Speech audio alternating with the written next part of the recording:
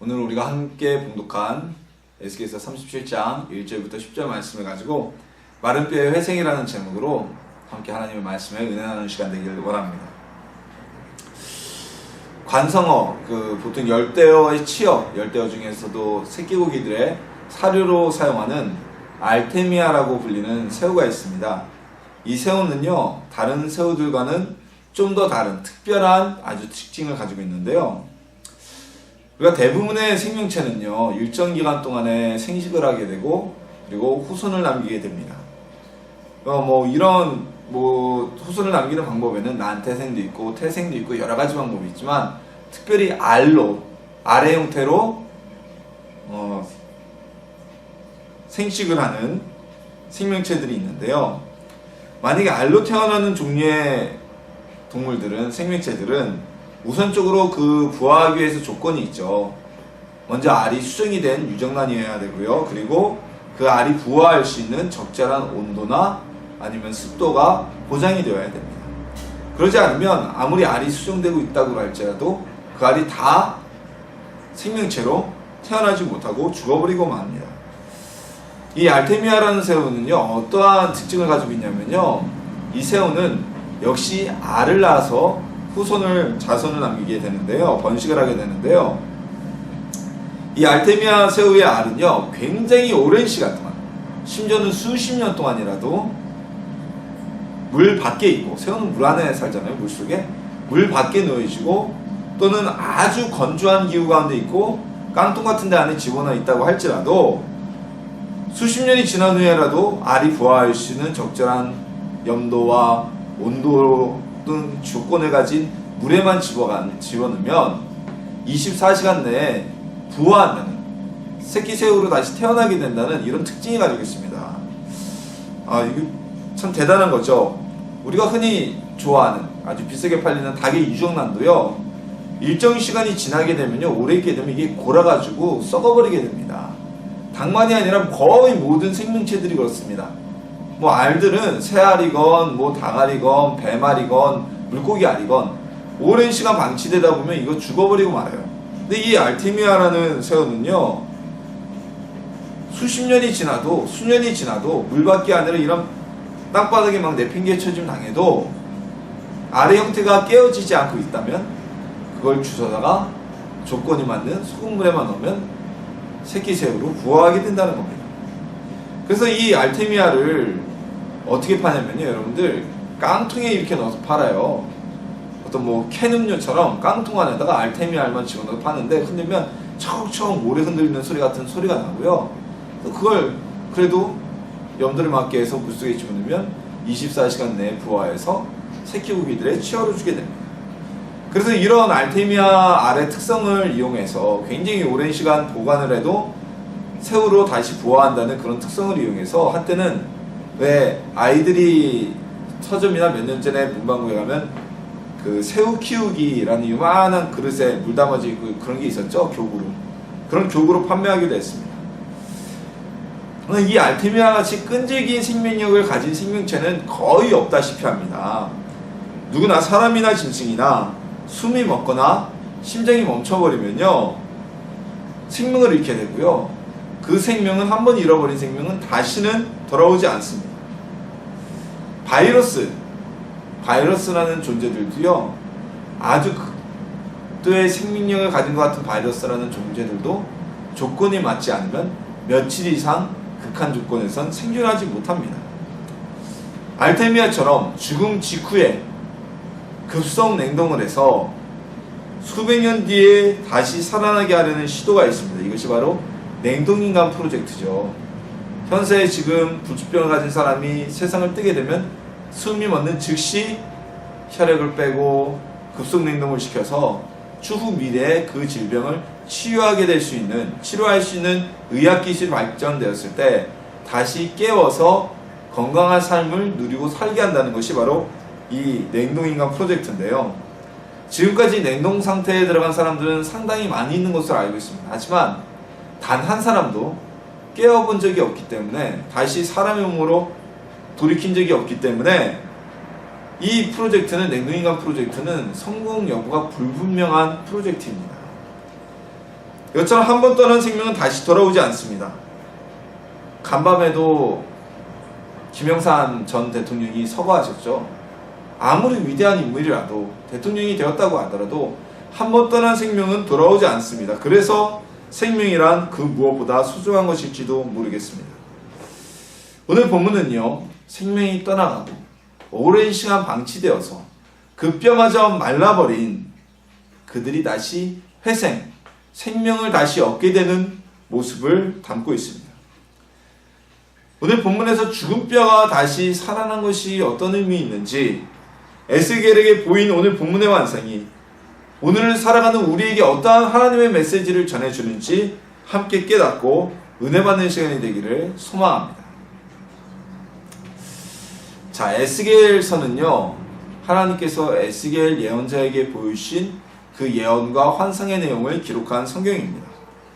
에스겔이 살았던 시대가 언제냐면요, 이 에스겔 선지자의 시대, 오늘 에스겔서에 기록된 환상을 본 이 시대는 이미 유대는 멸망했고요, 이스라엘 민족은 포로로 끌려가서 이방 땅인 바벨론이라고 불리는 그 메소포타미아 지역에서 곳곳에 흩어져서 살았던 그 시기입니다. 그래서 에스겔이 이 환상을 볼 때도 그도 이방 땅에서 하나님의 예언을 보게 되었습니다. 에스겔이 하나님이 계시를 보았을 때 하나님께서는 이 에스겔에게 보이신 계시를 통해서 유대를 비롯한 여러 나라에 임할 심판과 하나님께서 행하실 이스라엘 회복의 미래를 보여주셨습니다.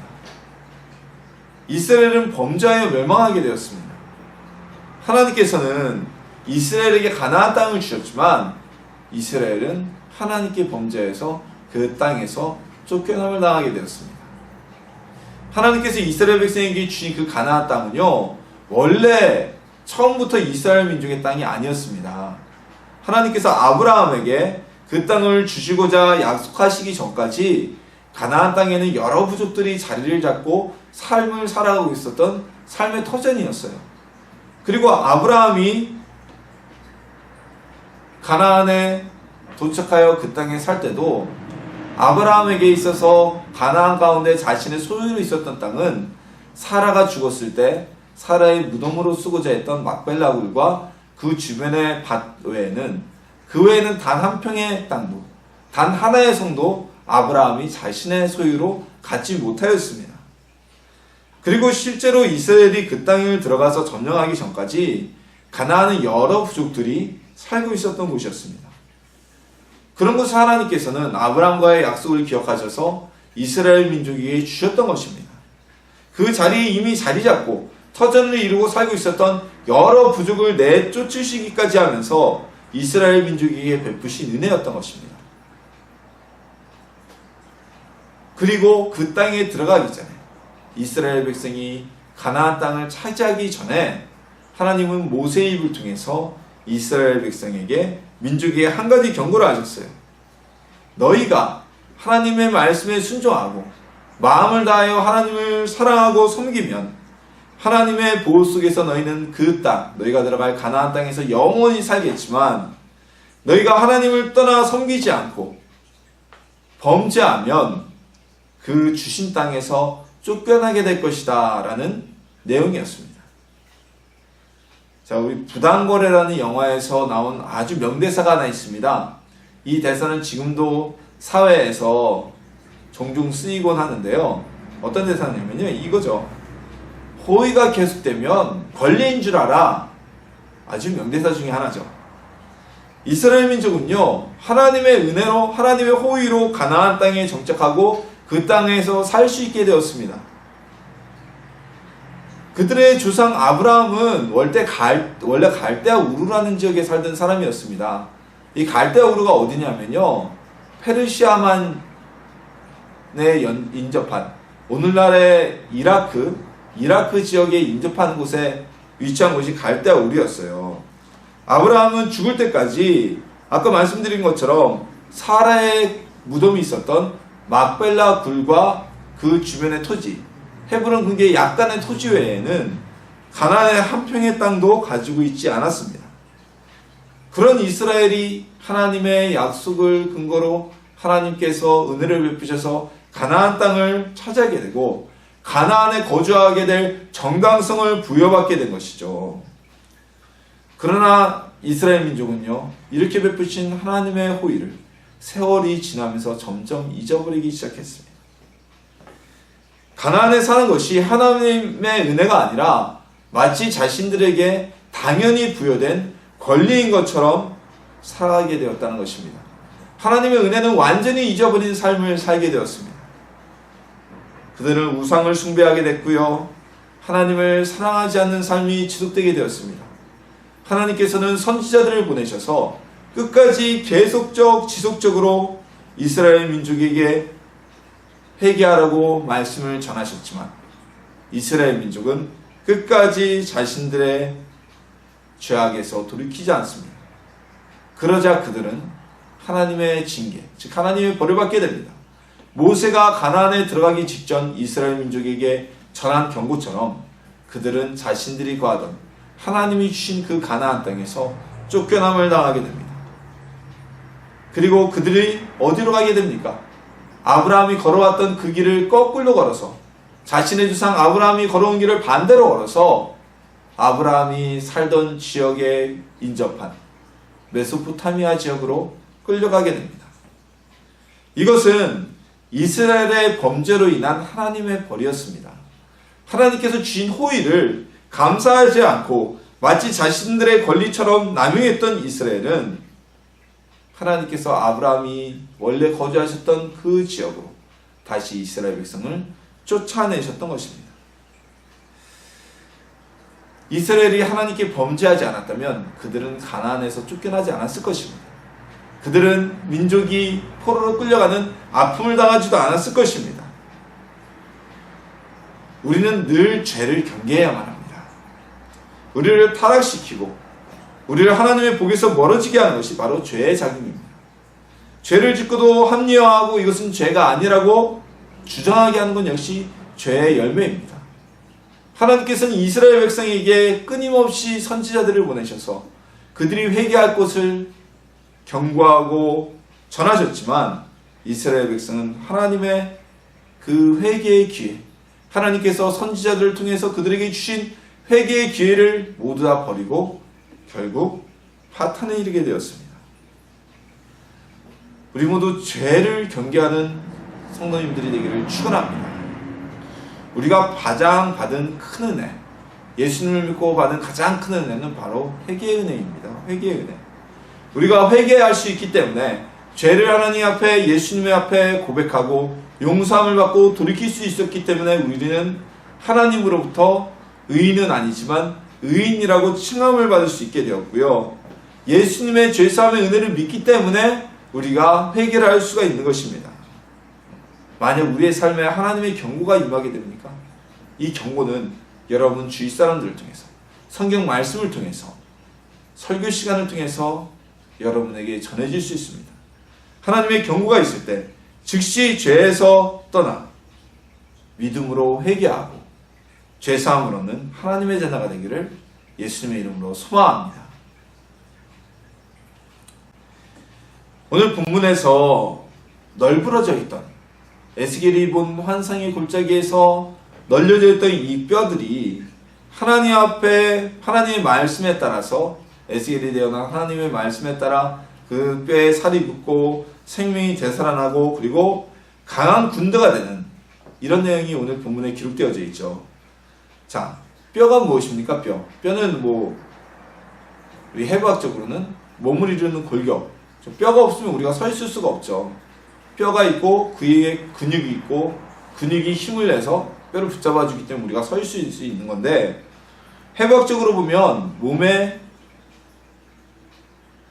골격을 이루는 것이 바로 뼈죠. 자, 그리고 다른 의미에서 보면 뼈가 무엇입니까? 뼈는요, 생명이 떠나간 부산물입니다.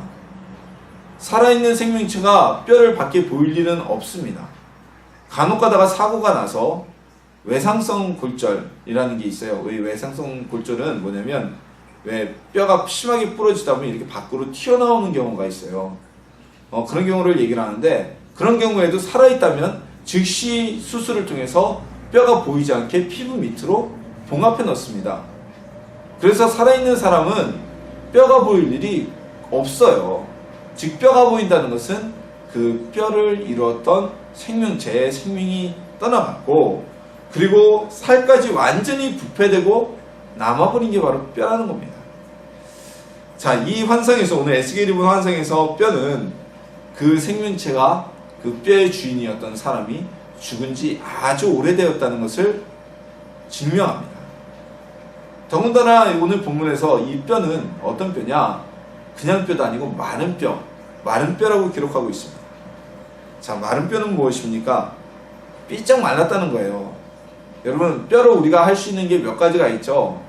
뭐 우리가 좋아하는 감자탕도 돼지 등뼈고요. 그리고 조금 더 비싸게 가면 사골, 우죽이나 소 사골을 끓여내서 우리가 곰탕을 해 먹죠. 그런데 마른 뼈는 어디에 써먹을 수 있을까요? 돼지나 소의 마른 뼈는요, 아무짝에도 쓸모없어요. 이건 마른 뼈는요, 곰탕도 못 끓여 먹고요, 마른 뼈를 가지고는 감자탕도 해 먹을 수가 없습니다.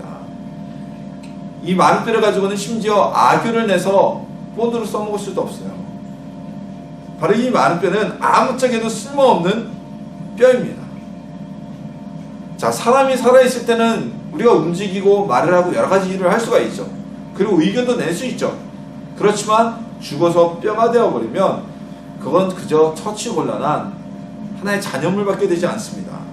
이 뼈들은 어디에 버릴 수도 없어요. 보기 흉하기 때문에 어디 버릴 수가 없죠. 그리고 쉽게 없어지지도 않습니다. 우리 살은 유기질이라 금방 부패해버리지만 뼈는 석회질이죠. 무기질이기 때문에 쉽게 썩지도 않아요. 아주 보기 싫은 흉물일 뿐입니다.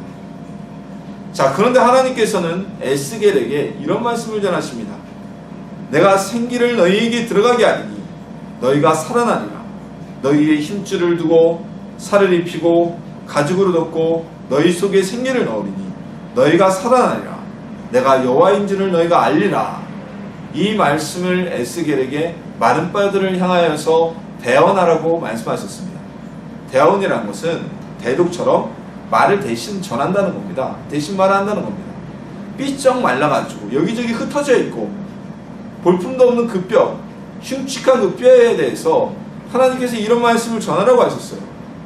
자, 그리고 에스겔이 하나님의 말씀에 따라 대언하자, 하나님이 가르치신 그 말을 뼈들 가운데 선언하자 놀라운 일이 벌어지기 시작합니다. 여기저기 마구 흩어져 있던 뼈들이 와그작 소리를 내면서 원래 있던 관절과 관들이 막 쫓아가서 붙게 됩니다.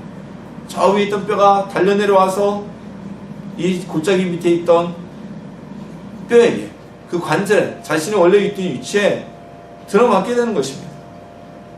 그리고 그 말랐던 뼈들이 자신의 관절을 다 찾아내자 그 관뼈 위에 근육이 입혀지게 되고요, 힘줄이 입혀지게 되고요, 그리고 살이 오르고 피부까지 다시 덮여지는 완전한 사람으로 변화하는 놀라운 일이 벌어지게 되었습니다. 여러분 한번 상상해 보십시오. 우리 눈앞에서 이렇게 뼈들이 널브러져 있는데 와그락 하면서 막 소리가 욱 나더니 척척척척 하고 흩어졌던 뼈들이 사람의 모양으로 자기 관절을 차서 막 들어붙는 거예요. 그럼 그 위에 막 근육이 입혀지고 그 위에 막 관절이 입혀지고 피부가 입혀지고 머리털이 나고 사람의 모습으로 변하는 겁니다. 이 얼마나 놀라운 일입니까? 아마 우리가 이런 모습을 목격하면은 기절할지도 몰라요. 너무 놀라워서. 자, 그러다 이 뼈들은 사람의 모습을 다시 회복하는 정말 기적과 같은 일을 에스겔은 보게 되었지만, 이 뼈들은 여전히 생명이 없는 죽은 시체에 불과했습니다. 죽은 시체는 아무리 겉모습이 사람의 모습이어도 아무것도 할 수가 없습니다. 이때 하나님의 말씀이 다시 한번 에스겔에게 임합니다. 너는 이렇게 대언하라. 주 여호와께서 이같이 말씀하시기를, 생기야 사방에서부터 와서 이 죽음을 당한 자에게 불어서 살아나게 하라 하셨다. 에스겔에게 하나님께서 다시 한번 명하시기를, 이 죽은 시체들에게 생기가 들어갈 것을 대언하라고 말씀하셨습니다. 그리고 에스겔이 하나님의 말씀에 순종하여서 하나님이 전한 말을 마치자 생명이 없던 육체 속에 생기가 들어가게 되었고, 그들이 숨을 쉬어서 하나둘 일어나서 움직이는 사람이 되었습니다. 다시 생명을 되찾게 되었습니다. 그들은 단순한 사람일 뿐만이 아니라 오늘 본문에 보면 아주 지극히 큰 군대, 즉 강한 힘을 지닌 군대로 변모하였다는 것입니다. 아무짝에도 쓸모없고요, 누가 발로 걷어차도 아무런 반응을 보일 수 없었던 마른 뼈가 하나님의 말씀이 임하니 그들이 다시 사람의 모습으로 회복되게 되었고, 그들 가운데 생기가 들어가서 살아 움직이는 사람으로 강한 힘을 가진 군대의 모습으로 회생할 수 있었던 것입니다. 하나님께서는 왜 이 환상을 에스겔 선지자에게 보여주셨을까요? 하나님께서는 이 환상을 에스겔에게 보이시면서 소망을 잃은 이스라엘 민족이 앞으로 하나님께서 지금 죽은 것 같아 보이지만, 그들이 마른 뼈같이 아무런 희망이 없어 보이지만 하나님께서 그들을 다시 회복시키셔서 그 민족이 회복되어지고 강한 군대와 같은 큰 힘을 갖는 민족이 되게 할 것을 말씀하고 계신 것입니다.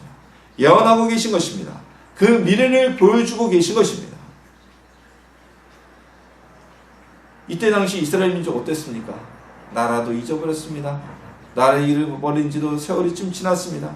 그리고 이제는 자기의 땅에서 살지도 못하고 남의 나라에 끌려와서 포로의 신분으로 살아가고 있었습니다. 그래서 이들은 아무런 희망이 없었어요. 다시 그들의 나라가 회복될 것이라고, 최소한 이스라엘 민족끼리 모여 사는 공동체가 구성될 것이라고는 꿈도 꾸지 못하고 있었습니다. 그런 이스라엘이지만 하나님께서 말씀하시면 이스라엘이 다시 가나안 땅을 회복하게 될 것이고, 하나님의 역사가 일어나면 그들 역시 누구도 범접할 수 없는 강한 군대와 같은 다시 힘을 얻을 수 있을 것이라고 오늘 말씀을 통해 예언하고 계신 것입니다. 다시 말해서 이스라엘이 좌절하지 말고 하나님의 능력을 믿고 회복의 때를 기다리라는 예언의 말씀입니다. 낭망하고 좌절한 이스라엘 민족에게, 희망이라고는 보이지도 않던 이스라엘 민족에게 하나님께서는 오늘 본문을 통해, 에스겔을 통해 소망의 예언을 하고 계신 것입니다.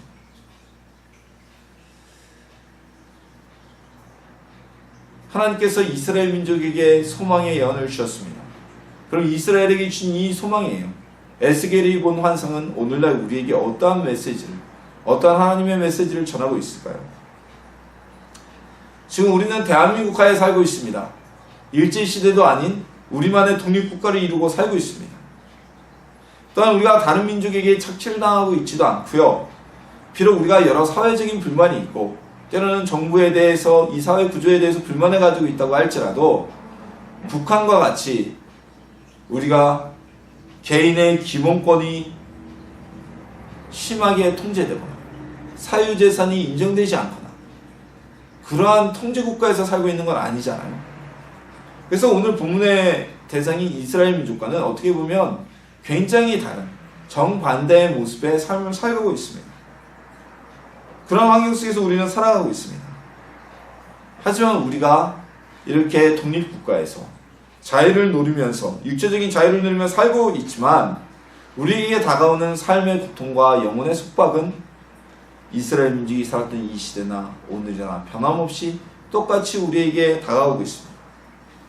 이스라엘이 멸망했을 때 어떤 유대인들은 하나님의 회복의 때를 기다리며 회개하였겠지만, 대부분의 이스라엘 민족은 오늘 에스겔서 37장 후반부에 기록되어진 것처럼, 언급되어진 것처럼 그들은 더 이상 이제 독립의 꿈은 포기하고 살았습니다. 가나안의 회복이란 것은 꿈도 꾸지 못하였습니다. 이제 우리 민족은 이것으로 끝이라는 좌절 가운데 살아가고 있었습니다. 우리도 고난을 받다 보면요, 긴 영혼의 또한 침체기를 겪다 보면 더 이상은 우리 힘으로 할 수 없는, 더 이상은 우리 힘으로 극복할 수 없는 상황에 빠졌다고 좌절과 낭망의 시간을 보낼 수 있습니다. 하지만 오늘 본문을 통해서 하나님께서는 우리에게 말씀하고 계십니다. 포기하지 마라. 낭망하지 마라. 마른 뼈까지 살리고, 그리고 누구도 범접하지 못할 군대, 죽은 그 시체들이, 비쩍 말라버린 그 많은 뼈들이 이제는 누구도 함부로 대적할 수 없는 강한 힘을 가진 군대가 되어진 것처럼 내가 너희를 살리리라. 너희 가운데 생기를 불어넣고 너희가 살아있는 영, 생명이 되게 하리라고 하나님은 오늘 우리에게 말씀하고 계신 것입니다. 우리가 하나님을 바라본다면 우리가 끝난 것 같은 소망, 이제 더 이상 없어질 것 같은 소망, 죽었던 것 같은 소망에서 우리가 다시 회복될 수 있도록 하나님이 그 소망을 이루어주실 것이고요. 우리의 영혼이 죽은 것 같이, 우리의 영혼이 마치 죽은 군대와 같이, 마른 뼈와 같이 낭망하고 좌절하고 어둠에 빠져 있을지라도 하나님의 생기가 우리 가운데 부어 넣어지면, 성령의 생기가 부어 넣어지면 우리는 다시 살아있는 생명이 될 수 있을 것이라고 우리에게 말씀하고 계시는 것입니다. 때문에 우리는 상상도 하지 못할 고난이 온다고 할지라도, 우리가 포기하게 만드는 어떠한 고난이 온다고 할지라도, 우리에게 포기한 죽은 것 같은 꿈이 있다고 할지라도, 희망이 없는 긴 어둠의 터널을 지난다고 할지라도 낭망할 이유가 없습니다. 하나님은 우리에게 완전한 회복을 주시는, 회생의 능력을 주시는 능력의 하나님이시기 때문입니다. 저 오늘 본문의 마른 뼈는요, 굴러다니고 누가 손으로 집어던져도 아무런 대꾸를 할 수가 없었습니다. 마른 뼈였기 때문에, 힘도 없고 생명이 없었기 때문에, 하지만 이제 생명을 회복하고 하나님의 생기로 인하여서 다시 일어서서 군대가 된 이들을 누가 대적하면 어떻게 하겠습니까? 군대가, 병사들이 그들을 제압하게 하겠죠. 가차없이 응징할 것입니다. 우리도 지치고 낭망하여 있을 때 꼼짝없이 사단의 공격을 받고 세상의 고난으로 인해서 쓰러질 수밖에 없었다고 할지라도 하나님의 능력이 우리 가운데 임한다면 우리는 그 고난 가운데서 승리하는 하나님의 백성이 될 수 있습니다. 성령님의 능력을 통해서, 하나님이 주시는 그 은혜를 통해서 우리가 다시 살아났기 때문이죠. 오늘 본문이 우리에게 있어서 더 희망적인 것은요, 이스라엘 민족은 하나님께의 징계로 인하여 가나안으로부터 쫓김받았다는 얘기입니다. 다시 말해서 우리에게 죄 때문에 오는 고통이라고 할지라도 하나님께서는 그 고통에서 우리를 다시 회복시켜 주실 것이라는 메시지를 담고 있기 때문입니다. 이스라엘 민족이 포로로 끌려간 것은 그들의 죄로 인하였습니다. 하나님을 멀리하고 하나님께 범죄해서 그들에게 찾아온 벌로 가나안에서 쫓김을 받고 포로가 되어 끌려갔던 것입니다. 그럼에도 불구하고 하나님께서는 벌을 받고 있는 이스라엘에게 자신의 이름을 위하여서라도, 이스라엘 민족의 선함이 아니라 여호와 나의 이름을 위하여서라도 그들을 회복시키겠다고 말씀하고 계십니다. 자, 이 말씀은요, 우리가 믿음 생활하고 예수님을 믿다가 때론 범죄하여서 회개치 못하여 징계를 당한다고 할지라도 언제라도 회개만 하면 하나님이 다시 우리를 회복시키고 건져주실 것이라는 희망을 전하고 있습니다. 왜냐하면요, 회개하고 돌이키는 사람, 회개하고 하나님께 우리의 죄를 아뢰는 사람을 하나님은 더 이상 죄인이라고 부르지 않으시기 때문입니다. 우리에게 긴 터널과 같은 절망과 고통의 시간이 있을 수가 있습니다. 때로는 내가 범죄하여서, 나의 범죄로 인하여서 하나님의 징계가 찾아올 수가 있습니다. 그러나 그 시간이 온다고 할지라도 절대로 절망하지 않는 하나님의 자녀가 되기를 원합니다. 오늘 본문 말씀처럼 하나님만 바라본다면, 하나님이 우리에게 말씀하신다면 이미 죽어서 마른 뼈가 되어진 우리의 소망도, 고통 가운데서, 징계 가운데서 괴로워하는 우리에게도 하나님의 성령이신 성령께서 우리 가운데 임하시고 우리의 문제가 사라지고 우리의 죽었던 꿈이 다시 부활해지며 우리의 영혼이 강한 힘을 얻는 은혜를 받게 될 것입니다. 하나님의 회복의 은혜를 잊지 않는 저나 여러분이 되기를 원합니다. 징계받은 이스라엘 가운데에도 하나님의 회복하심을 약속하신 그 하나님께서 우리에게 주어진, 우리가 좌절하고 낭망하고 포기한 꿈을, 소망을 이루어 주실 줄 예수님의 이름으로 축원합니다.